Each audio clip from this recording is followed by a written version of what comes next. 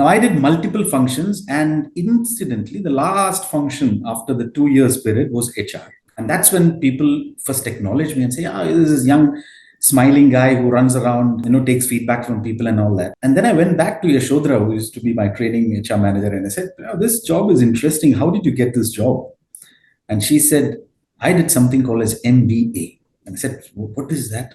"I did something interesting. I decided to coach myself." The why of work is extremely important. And I use this career chakra to let people focus on what is their inherent need rather than getting mixed up. I'm only worried about, AI replacing real intelligence.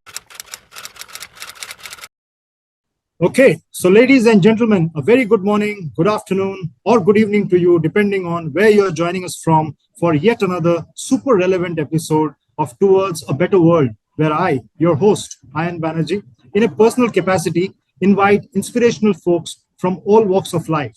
Because I strongly believe that you cannot eliminate all that's wrong in this world by simply ranting about them. But you can do it only by bringing forth all that's right in this world. We often complain about our lack of bandwidth to bring about change, especially when we work for large organizations, isn't it? But if you think about it, lack of bandwidth is actually a hiding place used by most of us to absolve ourselves of responsibility and to submit ourselves to an attendance-based culture where we show up, wait for instructions, and we shrug off that tiny voice from within whenever it tricks us about our passivity and our hypocrisy that we embrace as we conduct ourselves as robots. So, we complain about the unfairness of the universe. We get cynical about life, and we feel uncomfortably comfortable whenever we see a version of our surrendered self in some other person. So, we form tribes, and we become compliant sheep, pardon me for this. And we teach this to our next generation also. Just follow the herd and don't break things. Answer your roll call, get back into your corner, and make sure you don't flunk in your KPIs. Then we go home, take off our mask, browse the net, and wait for the next day. Then the next day, and eventually for retirement day. What a depressing thought, isn't it? But it need not be like that, really. That's the reason I thought of inviting my favorite human resources leader to today's show, Mr. Hari Menon, the CHRO of Mitsubishi OSK Alliance, who is an official member of Forbes HR Council, and who is an ex-global vice president and group talent management leader at gigantic organizations like CMA-CGM and Alstom, besides being a recipient of several accolades through his illustrious career. He was very recently awarded the Indian Achiever of the Year award in 2023. I really could not think of any other person other than Hari to discuss such a wide range of subjects that I wanted to discuss today, from employee engagement to coaching, from authenticity to hiring, to name a few. I'm sure that after listening to Hari, you will rediscover that spark about work that you probably left behind, like I always do whenever I speak to him. So, ladies and gentlemen, without further ado, let me welcome Mr. Hari Menon to Towards a Better World. Welcome, Hari. Hi, Ayon. Hello, everyone. Glad to be here, and thanks for that awesome introduction, Ayon. It's my pleasure, Hari. In fact, I should be thanking you, Hari, for taking time out of your super busy schedule. And this 1 hour that you're going to spend with us is going to be a university equivalent for youngsters, young managers, and HR managers who want to become gold class HR managers like yourself, Hari. So let's dive into it, because I do not wish to let go of a single moment while we have you live on the show. And like always with this leadership series, we start with the human being and then we get to the leader, Hari. So now I have always maintained this, and you know that I have written about you in my 2020 book, that you are gold standard when it comes to being a people's person. And you seem to be born to be an HR leader. So why don't we start there? Like, please tell us, how did you get into human resources? I mean, how much of it was design and how much of it was destiny? And this is a two-part question. And the second part of the question is, what advice do you have for young professionals who are contemplating to make a career in HR, and what should they keep in mind if they wish to become as successful as you have in HR? Hari. Thanks, Ayon, once again. Yes, I mean you've always had kind words for me, and including in the book, the bestseller, As You Life It. I wouldn't, not mention that I would highly, highly recommend everyone to read that book. And anyone who wants to be inspired and see your life and career journey and learn from it, and that's an amazing book to have. Well, to your question, it's interesting because I discovered the HR function and then it get on to become by design and by destiny. Well, let me go a little bit and I'll tell you like a storyline. I used to do a lot of cooking at home, great teas, snacks, and all my friends and neighbors were, kind of saying, oh, this guy cooks well. And, I'm in this place in Kerala, and the entire family is converging into an idea saying Hari should be running a hotel or a restaurant. Well, that's my first instance of a career. And I thought, okay, maybe if everyone is saying that, so maybe I'm built for the hotel industry. How old were you at that time? It's probably I'm 10 years old. So I went on and I joined as a management trainee at the ITC Welcome Group. And the whole idea was to work in a hotel for about 2-3 years and then come back to Kerala and probably start a restaurant for myself. And that was with a lot of passion because I enjoy cooking, right? Sure. Now I get trained in the ITC Chola Sheraton at the Park Sheraton, ITC Grand Kakatiya Hotel and Towers. And as a management trainee, you go multiple functions. And what's interesting was that when I started looking and associating myself to the work that I do, I felt a certain disconnect. Now, what used to happen at home was I used to get instant acknowledgement for the things I made. Whereas at the hotel, when I was working in the kitchen, I never knew who's eating the food that I prepare. And there was this one particular instance, and I'm working in the restaurant, and that's this 3-month schedule. And I noticed a couple of repeat customers coming in, and I could see them, and I could, acknowledge that, it's a repeat customer. And I was always wanting, I've met this person before, and Hari, do you remember me? I came last week. I never got that acknowledgement, and therefore I was not so happy, let me say, at work. But I still used to come, and that was the design, right? Since 10 years old, you're saying, come back, start your hotel. Well, I went, and the first thing I did was I spoke to my HR and training manager. And this lady guided me and said, it's training, so you're discovering, right? So just finish the training, keep going on. Now, I did multiple functions, and incidentally, the last function after the 2 years period was HR. Wow. I'm working in the HR function. I'm recording all the training feedback.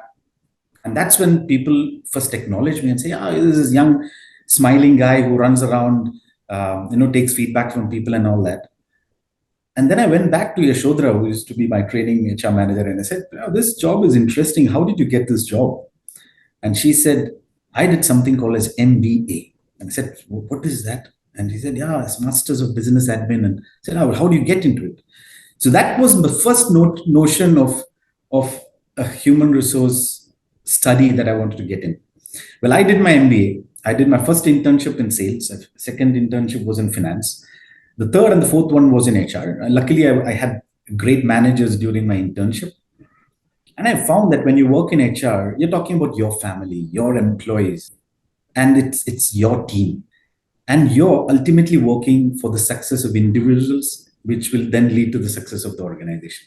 And that kept me rooted in HR, and I never looked back. So my basic advice to people is that I made my passion at work.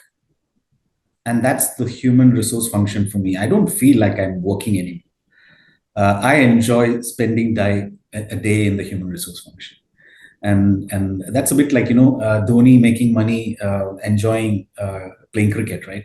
So that's fun at work for me. What an amazing story, origin story, Hari. And these anecdotes, the way you say them, and that's what makes people connect to you so well. And that's why you are such a loved and a celebrated human resources leader. And like you said, you are one of those lucky ones who's discovered a career where you don't have to work for a single day in your life. And kudos to you for having discovered and stumbled upon that, Hari. Thanks. Great answer, Hari.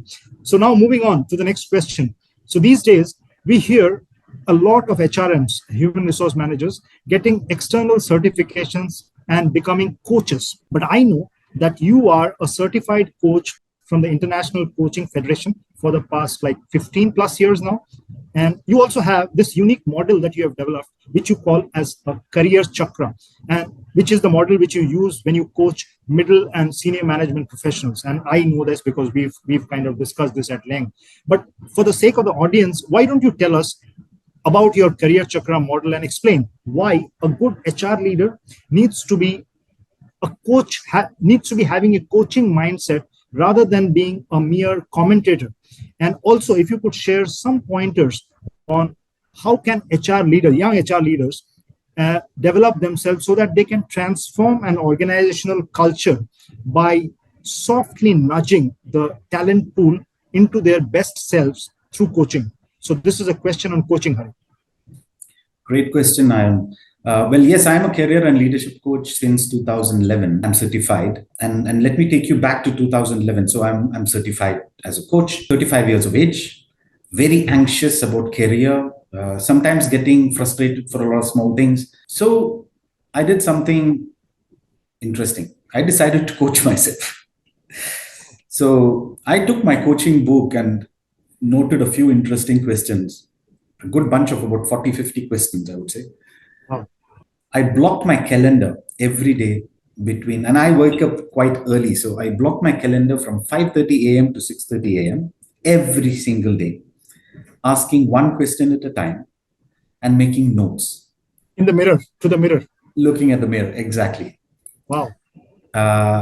Well, after the first week, I realized that I'm getting onto something because it was very interesting the way I was responding to myself. And it probably took a good 4.5 weeks. And then there was this aha moment, like Buddha getting enlightened.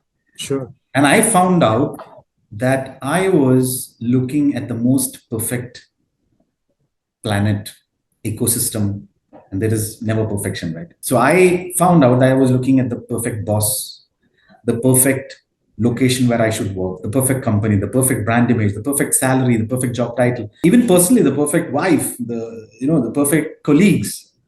And I was getting frustrated for each and every single. Just a quick question. Is Nina listening into this conversation? Oh, I'm sure, absolutely. Okay. Hi, Nina. Okay, please, sorry. Well, that's what I started. That's when I started putting things on a pie. And today I call it a career chakra. And I use it very frequently to explain the why of work to individuals. So if I explain a little bit the career chakra, which I'm sure anyone who worked with me, they're familiar with the career chakra. So to the left side, you have the professional reasons why you work. And to the right side, you have the personal reasons why you work. And when you start working, you start to look at everything from the perfectionist mode. My recommendation is always to look at 2 or 3 things that matters for you in the short to medium term, and then work around how to get it.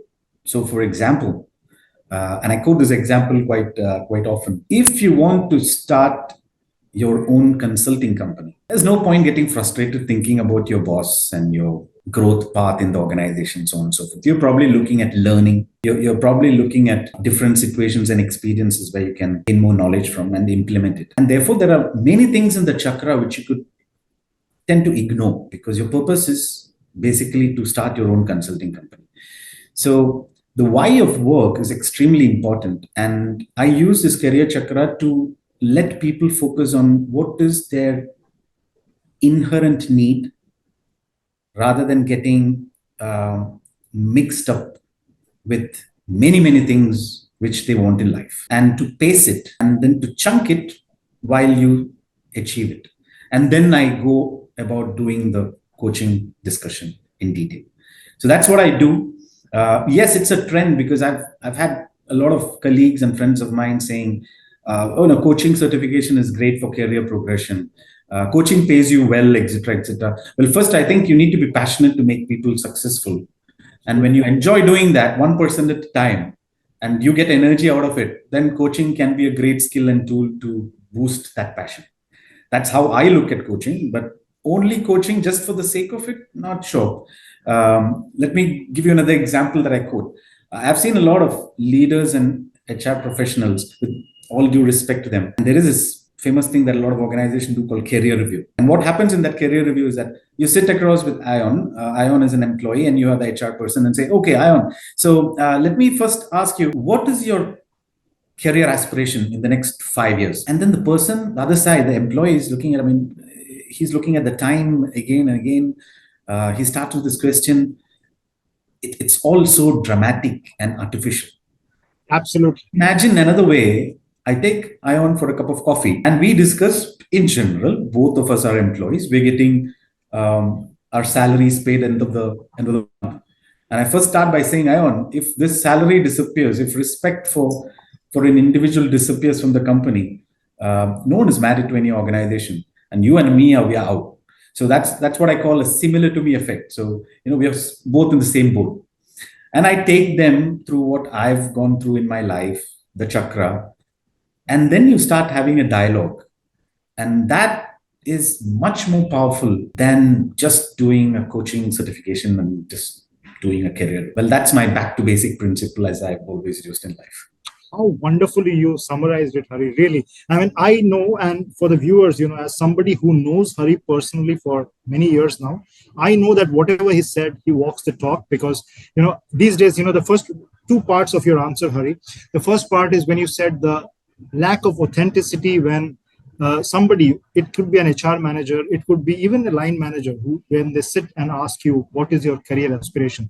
That is the most shallow question I feel that's asked these days, in many places, because the person who is asking the question has no clue how to address what this person's aspirations are, and they do it to check a box. So that has no meaning. And I completely endorse the second part, Hari, because I know that we have been in so many such informal settings, like you and me, and I've seen you do it with others. There you are smoking at the porch and you are asking some informal questions, and when I joined back the dots today, I know that you were asking questions, probing what this guy wants, what this guy is good at, and you'd be pretty well informed, unlike many HR managers. You would know what the business is doing, what is the last contract we've signed, etc., and which is a plus, of course. And then you will gently take the person to what this person wants to do next. And then I remember you have recommended me after a number of times when we were working together, and you have done it without making a show of it externally. You have done it in the background. So that's what probably HR managers need to know about coaching, that what good HR managers do is they do it in the background, they do it very subtly. So thanks, Ari. Great question, great answer. Sorry. And let me get to the next question, Hari, which is my favorite question, which I want to ask you during today's session. And that's about hiring, because it's a very emotional subject. So and I know that we have 4 generations coexisting in today's workforce. We have got the boomers still hanging around. We've got the Gen X's like you and me. We've got the millennials, of course. And then we've got the Gen Zs who have entered the workforce recently. And so with this whole cross-pollination of sensibilities, this has made the entire hiring process quite a daunting task these days. And we often see organizations struggle because of wrong hiring at different levels, including leadership hiring. And we also see a lot of what I call in my book is alibi-driven hiring, which is a tendency to go for safe box ticking and getting roles to fit candidates, pre-selected candidates, rather than going to look for candidates to fit into predefined roles. The examples, like I give someone a marketing campaign because she makes a diversity tick. I make someone else a head of sales because he is co-located as me and I see him every day at the coffee machine, though he might not have sold anything in his whole life. I make someone else the head of M&A because probably he is Italian and my boss in Milan might be very happy about it. So all these, I call this alibi-driven hiring, because we make decisions because they are safe and we don't make decisions because they are right. So my question to you, Hari, is as a senior HR executive, what are some of the best practices that you can share? First part is, of course, what are we doing wrong as organizations, as many, not all, but many organizations when it comes to hiring, and whether it is standard recruitment or it is executive hiring. And the second part is, what are some of the best practices that you can share with human resource managers that they could keep in mind when they partner with their functional counterparts to get the best talent to fit the roles. And this talent could be internal as well as external, Hari. So that's on hiring. Sorry, long question. Well, great question again, Ayon. So yes, there is a coexistence of the four generations of the workforce, and you have a lot of Gen X managing Gen Ys and millennials and so on and so forth. So, and well, I keep saying to a lot of my colleagues, and you announce that I'm Gen X, so nothing to hide about it now. Well, a lot of people say we don't understand these youngsters, and we do this management trainee program and graduate hiring and all of that. Well, that's because we don't understand them, because they're in this age where a click of a button, there is this pizza arriving at your doorstep. 2 clicks of a button and then you have a Tinder date on your doorstep. 3 clicks of a button and you have your Amazon delivering something. So they are used to input output, and that's quite quick. Well, they come and join an organization like an Alstom or an ABB or any organization as such, and they expect with a couple of clicks of buttons and few nudges here and there, they get the result, and that practically doesn't happen. And this is where I think there is the generation at work, and that presents challenges as well as opportunity to manage as well as hire. First, I think the primary challenge and what we do wrong, challenge being there is a mismatch between traditional hiring practices and the diverse needs and expectation of different age groups. Most of the organizations, and here I'm generalizing, there are very, very progressive organizations who have extremely good processes and systems. Well, most companies still rely on outdated methods that prioritize specific skill sets or experience levels, overlooking at something which I call as potential of candidates. Now, each generation has a different potential, and that potential needs to be identified. It's as simple as you say a fish is a non-performer because a fish can't climb a tree. That's wrong expectation. So we need to set the right expectations. And that's why people go back to basic. We've always said right people, right in the right place at the right time. And that gives a big responsibility to us as HR, as leaders, to identify the right potential and talents and fit them. So I think we need to get rid of those old, outdated methods and prioritize other additional elements. Like, for instance, you have problem-solving skills, you have collaboration, you have adaptability, which should be in addition to the broader range of competencies and technical skills and age and experience and so on and so forth. Well, some of the best practices that we have implemented, and I'm very proud that we did in several organizations. One thing I would like to quote is this generational awareness training on both sides. You train what is a Gen X, and you tell the Gen Ys and the millennials. So you do those, across generation awareness trainings. And this would equip hiring managers too with the knowledge about different generations. Another thing that works quite well, I've seen, is role-based hiring.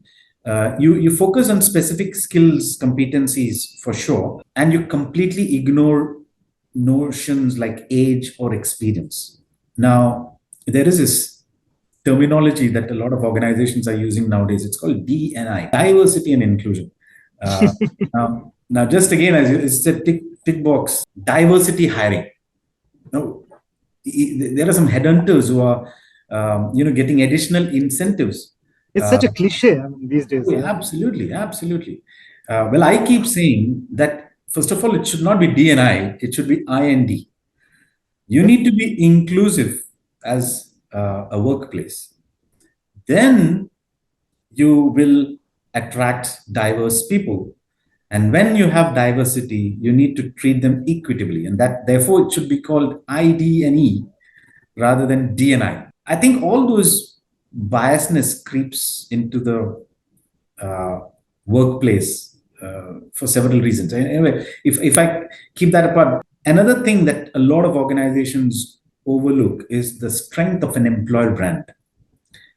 Now, crafting an employer brand that resonates with multiple generations is today very, very crucial. You need to highlight opportunities for growth, development, work-life balance that appeal to a diverse workforce. Now, work-life balance 20 years ago meant very differently from what it looks now. And that's where your employer brand should resonate what you want to do. All of this supported with the right data analytics. That's again a very upcoming field in human resource, and the recent development of AI, etc., is helping on it. And that would then help fine tuning the hire process. And over time, you'll ensure a fair and equitable hiring. Another dilemma which I have always seen, Ayon, at the workplace, and this is a very interesting and funny one. Organizations often hire externally with the opinion they don't have any internal candidates. Yep.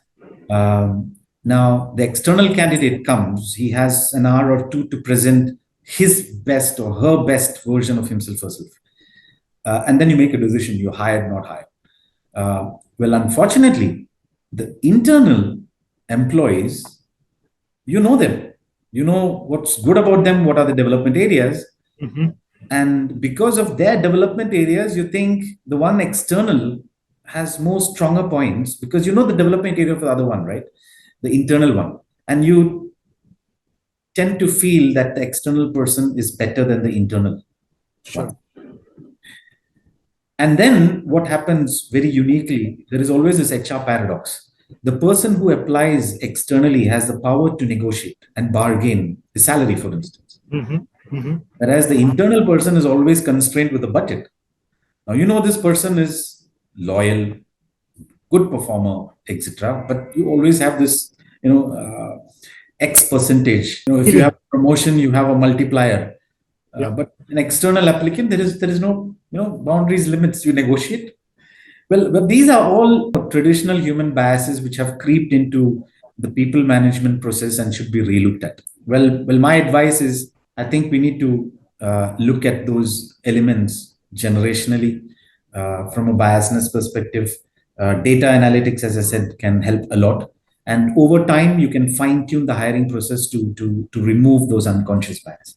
Superb. And I think, viewers, like I said in my opening commentary about Hari, now you can understand why he is my favorite HR leader, because he talks what we all feel very strongly about, but very seldom do we hear HR managers talk on this. So a couple of takeaways, Hari, on this, on the diversity D&I and the way you redefined it, it's very important because, of course, diversity, I am the father of a daughter, and I understand that women should get the right place, and whichever, and there should be no marginalized section in the workforce. But having said that, all this pumped up hype around box ticking has led to a lot of wrong hiring in the name of certain boxes. And we see that the most visible or the most audible candidates out of that diversity pool end up getting the jobs, and not the ones who are deserving or the ones who need it. And I see this being thrown around so casually these days. And I have heard, and pardon me for that, I won't name them. I've heard senior people, who say that, of course, I need that job, and I have the last option because I'll play the diversity card.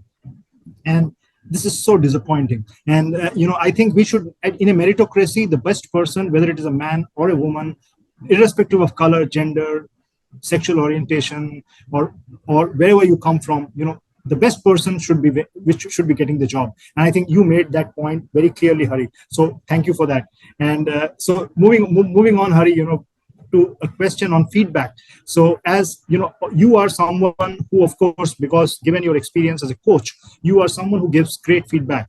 And I am testimony to that because you've given me quite good feedback over the years, and which has helped me as a professional. So what are some tips which you can share on giving timely and correct feedback, especially to senior leaders, and ensuring a constructive outcome instead of bruising sensitive egos?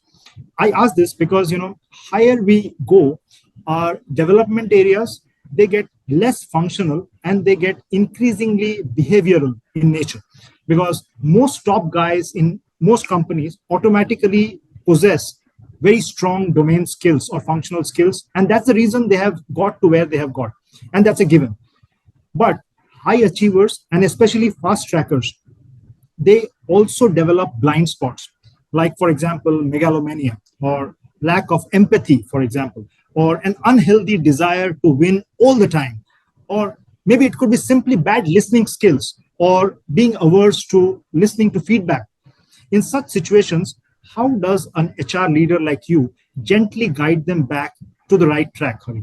What a great question. First, feedback. That's a very, very important word, and one of the most underrated, simplistic management tools I've come across. You don't need too much of training on this feedback topic. Well, as humans, we tend to speak about someone's weaknesses to someone else rather than to that person. And I've often seen, a presentation happens, and then you have this group of people and say, "Oh, wow, this Hari did a bad presentation. I mean, he was not even looking at our eyes, and he was just reading out whatever is there on the slide, and what he made in the PowerPoint slide has no power, and he did not make any point."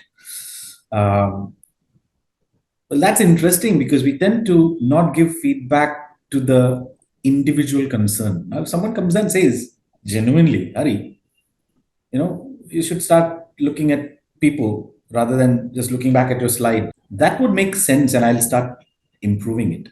Now, this is where I think it's very simple. To give feedback to someone is the most important virtue as a social animal and responsibility we have as human beings. I mean, can you believe we've even come up with a tool called 360-degree anonymous feedback? Because we don't want to give feedback directly to an individual, and you do this 360-degree feedback, and then the poor guy. What a futile exercise. Absolutely. I totally agree. And then you keep wondering who gave me this feedback. And there's even a comment box. Now, the 360-degree feedback is an amazing tool. We can use it for a lot of purpose, but not for feedback in general. Well, I go back to basics again on this. If my parents wouldn't have given me feedback on the way I eat, speak, dress, many of us wouldn't have been where we are now. And that was very genuine feedback. You eye to eye, person to person, we give simple feedback. And I think we should just go back and do how we've been, born and brought up. Give feedback like proper social animal. Talk to one another. Give feedback constructively. And this will foster trust and camaraderie. Very simple. How to give feedback properly in a constructive way, because it's communication styles, it's about generation. There's a lot of training available, theoretical, practical, and for that anyone can approach an HR person, and you have training for it. But I think it's important for us to understand giving feedback genuinely one to another, human to human, is the best one. Yes, organizations do breed a bunch of megalomaniacs. I looked it up on Google. So it ends up in overconfidence, poor listening skills. You're right, absolutely. But let's first understand the root cause, because when you see a high performer, most of them have a strong desire of achievement, of recognition, autonomy. And when that's not managed, it leads to development of blind spots. Now, the first simple tool that we all have is there is this famous people management cycle. It's an intervention that most organizations have adopted. In some organizations, they call it performance review. If you do a genuine performance review between a manager and an employee, that's the first instance where you can, identify this kind of a blind spot being developed. And if you don't do that genuinely, and if you don't have the right leaders doing it, you're missing a blind spot. Now, if that happens consistently, okay, you need to have an HR intervention. You have career discussions happening. You have assessment centers. So you have a lot of tools which I don't think we put into practice genuinely. And I think that's the responsibility of the HR function. And I call it the guardian of, policy. What do you call it? The guardians of the temple of policy. Guardians. Okay. Yeah. Okay. And here, organizations, I think, should also have a clear means of cultivating emotional intelligence. And this is through coaching, through leadership development programs, fostering people with the culture of collaboration, group projects. When you're in a group and you realize that, a sum of things is much more important than an individual. Of course, you will not breed megalomaniacs. Cross-functional assignments. And last but not the least, developing a role model. And I always believe that if you get the top 10% of the leaders right in an organization, the rest of the 90% is taken care of. because they will induce the right behaviors, right attitude, and the rest will follow. So that's where leadership, HR, that business collaboration, if it's strengthened, you will not breed megalomaniacs. So get your top 10% right. I think that will do the trick.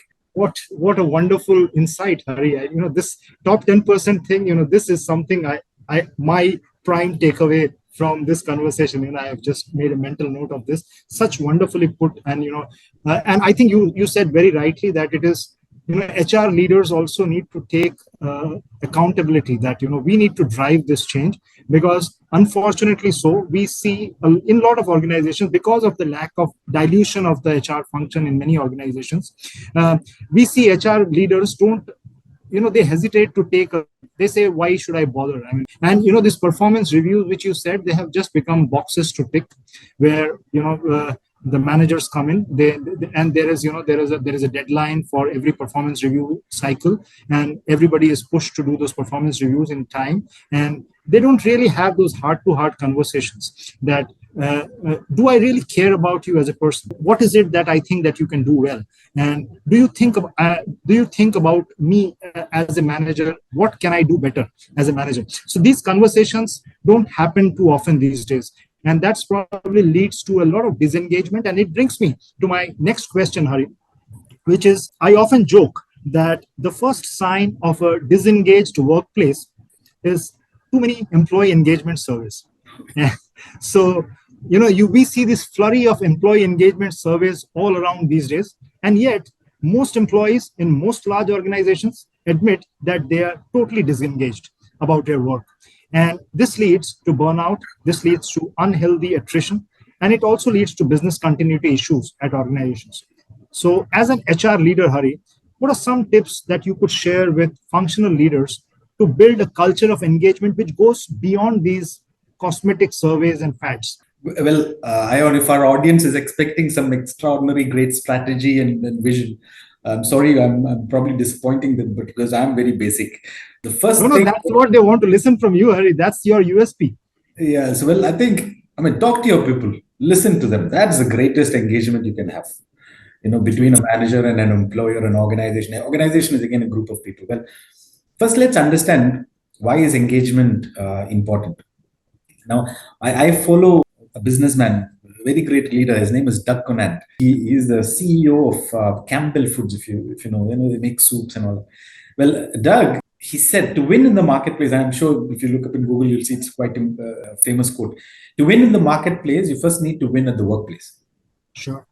Now, how do you win at the marketplace? It's very easy to measure that, because you have your profitability charts and your gross margin on income and free cash flow and all those kind of KPIs. Well, how do you win at the workplace? It's slightly more complicated, because you cannot put it in an XY axis, right? Sure. And that's where a lot of consulting companies came with a way of making money, and they call it this engagement survey. Unfortunately, I've seen managers coming back and saying, "Oh, Hari, I thought I did a fantastic people management of my team, and see, my engagement score is 70%." And I said, Vikas, 70% is very good, by the way. And he says, but where did I lose 30%? So the outcome of any engagement survey is, I'm sorry to say, but disappointment. Well, that's because we call it engagement, and we directly associate this word called engagement with the survey that we do. Gallup does it, as Qualtrics, many organizations, very prominent ones. Great tool indeed. Well, I think the first thing is, wherever I've worked, I've suggested my organizations to change that word called engagement survey and call it an opinion survey. Well, it's a bunch of opinions. What do you think about your workplace? What do you think of the manager? Are you happy with the career progress? It's all opinions from multiple people. And when you bunch it together from a data analytics perspective, then you'll see certain trends. And that trend leads to possible disengagement. You cannot be 100% sure. And that needs to be deep dive. So if 90% of Hari Menon's team members would say, I don't understand the strategy of the company, that means Hari or Hari's boss, skip level, has not probably shared what the strategy of the company is. So there is some issue about the management communication lines that are happening. And that's an opinion. Now, how to make those opinions more positive is what you should look at. And The first thing I say is that if you have your employees participating in an opinion survey, you should be proud about it because they have hope. And that hope is extremely, extremely important. So that's the first thing. Now you've generated hope. You have the moral responsibility to not let them down and work on it. Exactly. And again, there are organizations which do, as you said, pulse surveys and, bi-monthly surveys, and it results in a lot of survey fatigue. Follow-up surveys on surveys. Yeah. Yeah. So, but then if you focus on the top 2 or 3, like my career chakra, don't go with all the 8 elements in the chakra. I mean, focus on 2 or 3 max and start improving one by one. Over a period of time, say a year or 2, your opinion about the organization will start improving, and people will then be more engaged, and they'll start to win at the workplace, which will help you win at the marketplace. So that's what I recommend. First, stop calling it engagement survey. It's nothing about engagement. It's about opinions, and everyone has an opinion. Let's try to improve that opinion one at a time, and talk to your people, listen to them. That's most important. I think the last phrase of your sentence, last phrase of your answer sums it all. Talk to people, listen to them, because this is where I think many leaders are flunking these days. And I say this without any trying to name anybody particularly, but I see that it's not just HR managers, but even line managers who find it below their dignity to respond to people. And I know of so many people who just, to use a Dutch phrase, they kiss up and kick down. So if there is somebody who doesn't represent a transactional gain for them, they just don't even respond to those people. I'll tell you my greatest engagement experience. I am a high performing sales director doing a huge business, and I'm getting all the accolades, but they don't really excite me. Then one day when I'm not really happy about something that has happened, I don't want to divulge that, but something that had happened, and I get a call from the top guy in the organization, and he just calls and chats with me for 10 minutes. Just we talk live. I feel more energized and more engaged than ever after that call. He doesn't talk shop. He just talks general life with me. I think this is what is missing today. And, like you said, more you talk, more you ask questions, these things, kind of can be solved. And great insight, Hari. So Hari, we are really doing very well, but, I think there are too many questions flowing in. Before I go into a last section of the rapid fire round, and then we open the floor to the audience questions, I have one sensitive question to ask you, and because you are a senior HR person. So as leaders, we sometimes need to make tough calls. That's part of the territory. And can you give us an example where you made a tough people decision, and what's the best way that someone can do it while still remaining empathetic? And I'll tell you the backstory about this. And I think I have shared it with you sometime in the past in some other form. But some years back, I due to an organizational restructure, my vertical was made redundant, despite me being one of the top performers. And I had a small window to look for a new job, or my job was gone. And while this decision was being communicated to me by my then line manager over a video call, the HR manager, the lady who was sitting beside him, she was constantly on her phone, and she was having a half smile on her face. She was texting, she was replying to texts, reading texts, having an amused expression on her face, completely without empathy about the situation that she was inside.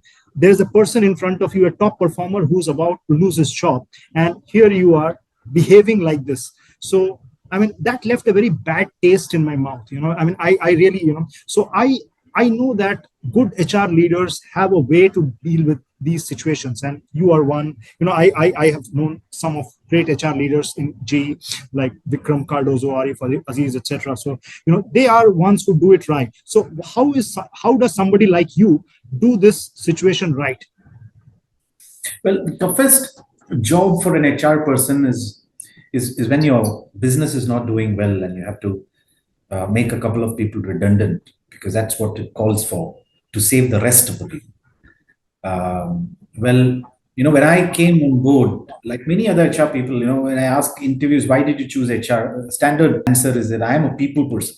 And so I understood HR is not just about people only, but it's also to make your people successful along with the business. And that's this balance. Well, a boss of mine from Tata's always used to say, Hari, and I first faced this redundancy issue while I was working for the Tata Group long time ago. And I asked my boss, and I said, I don't feel good because these are the people whom I've hired. I have to let them go. And he said, Hari, make sure that they are happy going out of that door, and you do the right thing for them for the career. And I went back home starting to think, what can I do differently for their career? The next 3 months, we spent time as an HR function helping those people who were made redundant prepare the CVs. Wow. Putting up their resumes on Naukri.com and Monster.com and all those portals. We engaged a couple of headhunters that we were using and asked them to preferably select those individuals when there is an opportunity outside. So we made sure over a period of it took time, of course, a good 6 months to a year, that at least 90% of people who lost their job found another job, and at the same time the organization was treating them with respect and beyond even the legal mandated pays separation. So I think that's the most important for me, and that was a very, very tough. It's always tough asking people to leave.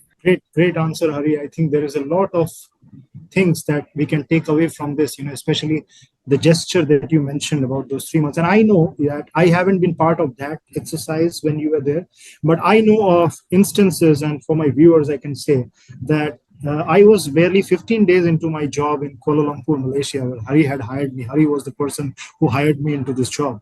And I was in a different meeting, and I see Hari outside the meeting room, and he just taps me, "Hey, Ayan, can you come out?" I went out, and he says, "Hey, Ayan, I have a great project manager. This guy's project is just about to end, and he's looking for a new role. You said that you were probably going to hire a sales leader in your organization. So have you met this guy?" So, he didn't have to do this. He was the country HR head, and, he just walks in, he spots me, and he comes out and makes that, gesture, and does that gesture. So this is what is probably missing, Hari, this, which is not prescribed or written in the syllabus. People generally don't do that, but I think you explained it so well. Hari, I think we are probably pressed for time given the amount of questions that are coming in. I'd have a small rapid fire round, Hari, which takes you back to the, we've started with the human being, went into the HR guru. Now we get back to the human being again. So, Hari, 5 questions, quick answers. So the first question, Hari, who's your favorite HR leader? Yeah, interesting question. I don't want to make too many people unhappy because I'm not taking the name. Well, my take on it is every situation demands a different leader. And yeah, so each time I've had fantastic leaders, not just only from the HR function, because the first HR manager is your line manager or the people manager. Well, for the HR function itself, I follow Dave Ulrich. He's a professor at the Michigan University. I spent 3 weeks with him. He's someone whom I follow as my HR guru. I cannot avoid mentioning some of the amazing HR people whom I know. And when I say HR people, they are also business leaders. Thierry Parmentier, my ex-boss, amazing HR leader who actually taught me the importance of knowing people. And it's interesting. So when I first took the job of a talent management head back in Paris, I said, Thierry, but you hired me and I've been a business partner and a competence specialist.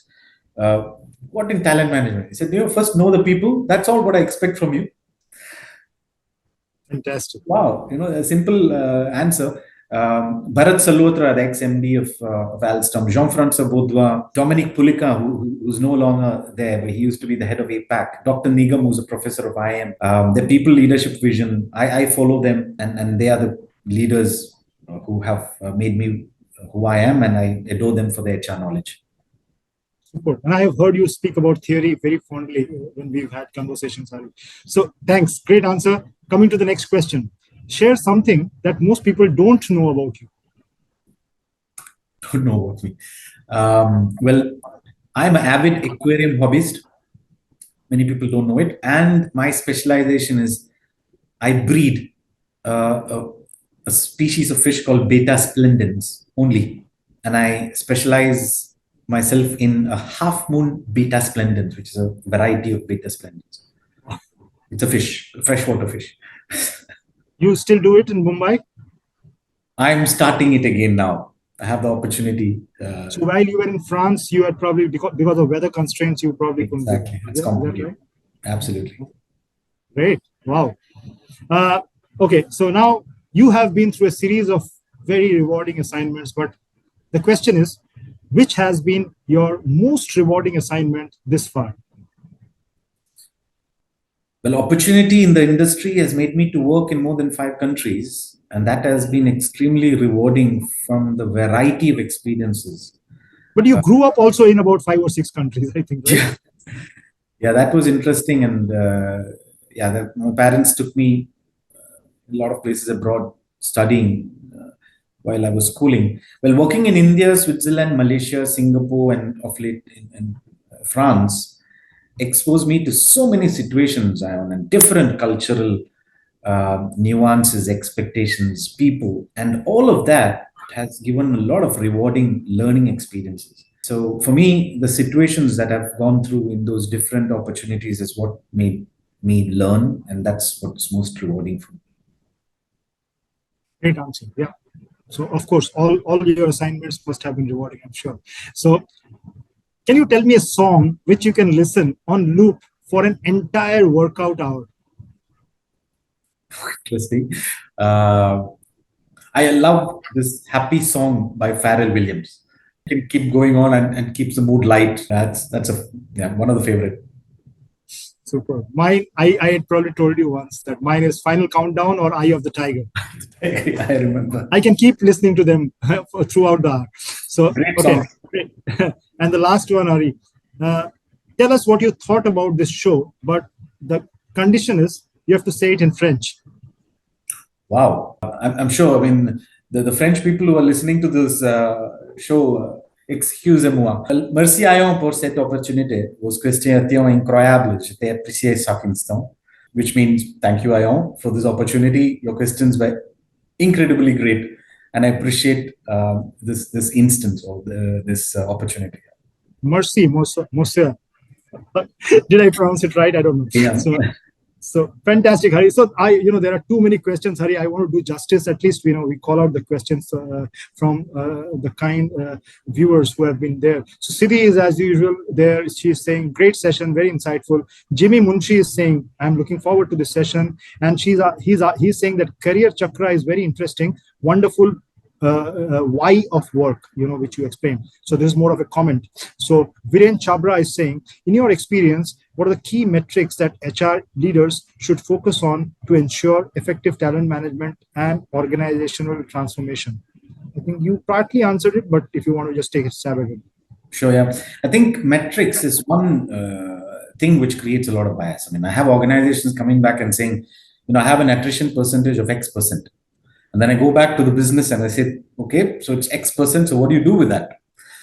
And they say, well, if it's increasing beyond 15%, then it's bad, isn't it? So I said, why 15% if it's going above? So people have no idea what those metric means. For me, I think we need to again go back to very basics. Attrition percentage. Who are you losing is basically what you want to measure. Is it hurting you or not hurting you? Maybe it's a bunch of non-performing people who have left. So you're happy that your attrition percent is 20% because 20% of your non-performers have left. Well, anyway, I think we need to go back to the metrics, but few things which, and I will be a little bit selfish about the HR function. Your quality of hire is a very underrated metric. Let me give you an example. We use this very important people management cycle element called the probation period. Now, any organization or colleagues in HR have met, and I asked them, how many of people complete the probation successfully? And they come back and say, almost all of them, 99.9, 100%, which means, oh, wow, your hiring capabilities are amazing. Mm-hmm. Okay, let's take the first year. How many people left? Yeah. So I think it needs to make sense. So I think a lot of hiring, because that's the first thing in HR we need to understand. The low hanging fruit is always the talent, internal hiring, external hiring. And when I say hiring, it's not external always. I always talk internal and external hiring. And that those metrics give a clear cut, identification to the business, saying, oh, the HR function is doing well or not well. Some very interesting metrics that have come into place of late is about your employer brand. So, how many followers that you do have in your Twitter, Facebook, Instagram, how many employee testimonials did you create, and how many people like when someone posts. So that social media metrics is becoming extremely, extremely popular. Another one which I love is all those insights being generated out of AI. I'm only worried about AI replacing real intelligence. But when you look at the insights being generated by, we recently used with one of my employers an AI tool. It's incredible. So you could have a lot of those standard HR data inputted into the system, and the AI creating a lot of metrics for you. Super. So yeah, great answer. Thanks, Hari. So what strategies do you use to ensure leadership? Aniket is asking this, to ensure leadership alignment across different regions. Well, we talked about generations, like what Ayon asked us. Nationalities and cultural differences are another, especially for a multinational organization. You need to. So, well, one thing, Aniket, what I recommend is, when you have a strong job rotation program and you start providing differential experiences to people moving from one country to another, that gives a robust framework to build that individual to a multicultural leader. That works quite well. And that's a very specific HR intervention that we need to install as a part of the people management cycle during your succession planning exercise, where you identify certain individuals, subject them to certain exposure in multiple countries with the right support from HR. Like, for example, you have a lot of cultural awareness trainings, you have assessment centers which focus on being more culturally aware, so on and so forth. And that will expose them to handling different cultures and make them much better in making the organization successful, because they work with multiple nationalities. Great. So breadth of experience is very important, and I totally endorse this, Hari. I think moving around always gives you that cultural edge. Understanding cultural nuances always gives you that edge as a professional. So thanks, Aniket. Great question. Swati is saying, sir, how do companies ensure that high potential employees grow and reach their full potential? Again, the rotational thing which you just said, Hari, I think probably that kind of answers that. Chirag is saying, hello, Mr. Hari, since you worked overseas, what difference have you seen in employees in India and abroad? I have heard people outside are more assertive and confident. Is that true? Good question. I like this question. Chirag, that's a very interesting question. People abroad are confident and, oh, no, I don't think so. Well, it always depends where you see as abroad. When I was in France, India was abroad. So I wouldn't generalize. First, I think as humans, we perceive, and it's this iceberg theorem, if you've come across this, the top part of the iceberg is always visible, right? And let me give a notion: India and the rest of the world. If you look at the rest of the world, majority of the developed countries have something called as a finishing school. They teach you when you do your high school, somewhere around that, how to use a fork and knife, how to open the door for someone else. And that develops a certain kind of perception in terms of sheer executive presence. And they look confident. However, in India, we are not used to that educational system. We might be extremely confident, but we may not look confident because we don't know how to look confident just for the sake of it. So I think we should not look at just confidence from that will create megalomaniacs. Exactly. Very well said. Very well said. And I think, just to add to, Hari's point of it, sometimes humility is a great thing, great virtue, till it is not, because by virtue of our cultural upbringing, Indians tend to be generally conservative, and we tend to consider that we need to be humble and not overexert ourselves. And sometimes this leads to us getting passed over. So I think confident humility, as Adam Grant says, is very important. That it's okay to be humble, but also be confident. Don't lose your confidence just because you have to tick a humility checkbox.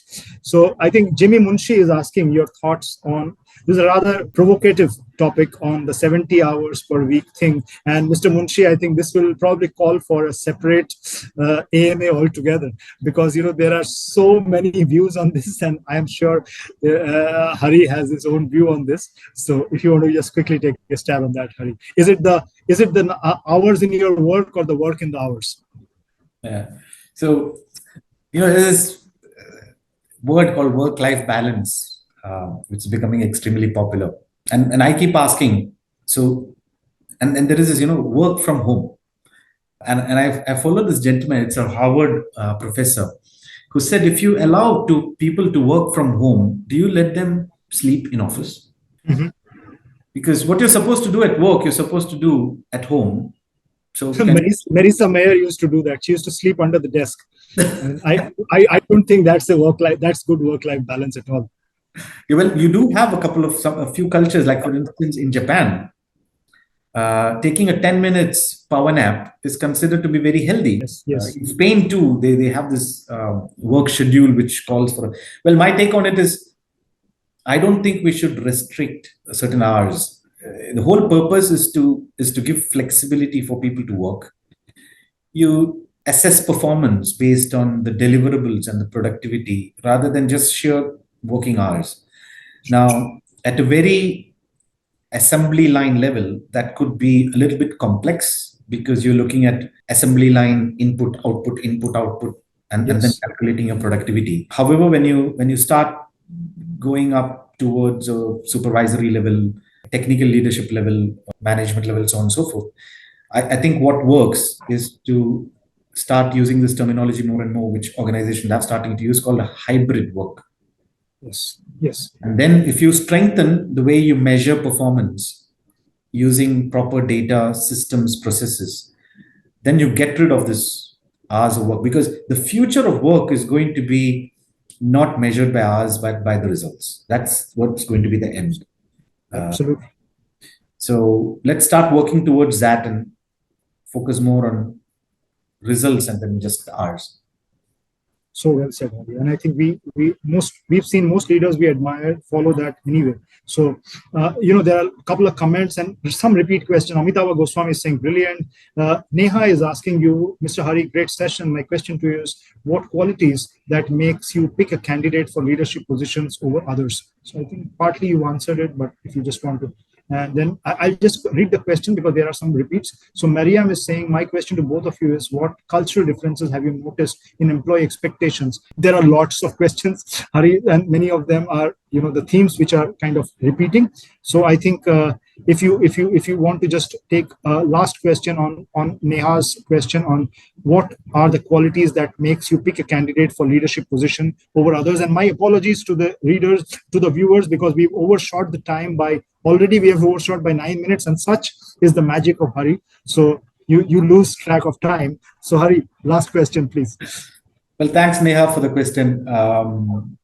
My take on it is, let's again not look at what Hari wants from a leader, or how Hari would pick up a leader, or how Google would pick up a leader. Let's look at the current situation. It's very simple. It's changing demographics. It's macroeconomic environments are shifting. The weather is changing. So it's a time of change, right? And during a time of change, tell me, Neha, what kind of leader would you want to have? I'm sure you'll answer someone who's resilient to change, someone who's adaptive to change.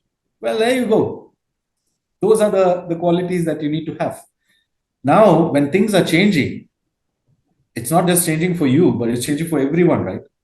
So what's then more important? How to overcome these change in a positive way, collaboratively, together as one team. So collaboration starts to become extremely important. So I think my take on it is don't ask someone else, Neha, what that company looks for in leaders, because more and more companies have started to become extremely sophisticated when it comes to leadership development. In Mitsui, we just launched 3 months ago a big workshop in Tokyo, and we have first defined a leadership framework which the group across the world should follow, which is called Inspire, very specific to Mitsui. The Ayon standing for integrity, the S standing for strategic ability, the P for purpose and vision, the I for inclusiveness, and the RE for results, and drive for results. So don't copy paste what one organization is doing to another.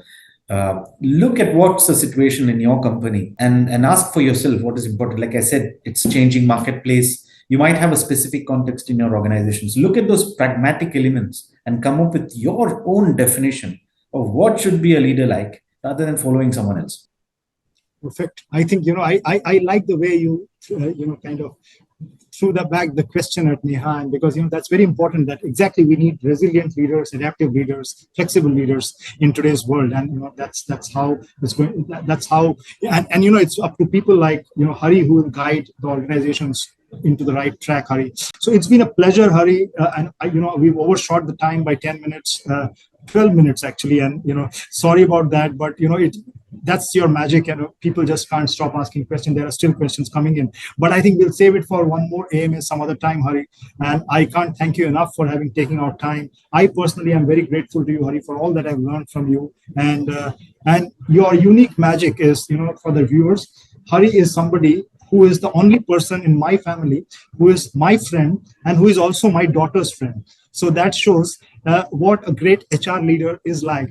They cut across generations, and that's why everybody connects to them. So thank you, Hari, for your time. Thank you, Thinkly, for hosting us, because Thinkly is a platform which hosts curated content from some of the leading thinkers of the contemporary world, including Nobel laureates. And thank you, Aishwarya, Rahila, Karishma, for helping us, Selvin, for the technicalities. And great show. Thank you very much. Thanks, viewers, for joining in, asking all those questions, being so engaged in this. Thank you. Thanks, and have a great rest of the evening. Thank you, Ayon. Thank you, Thinkly. Take care. Thank you.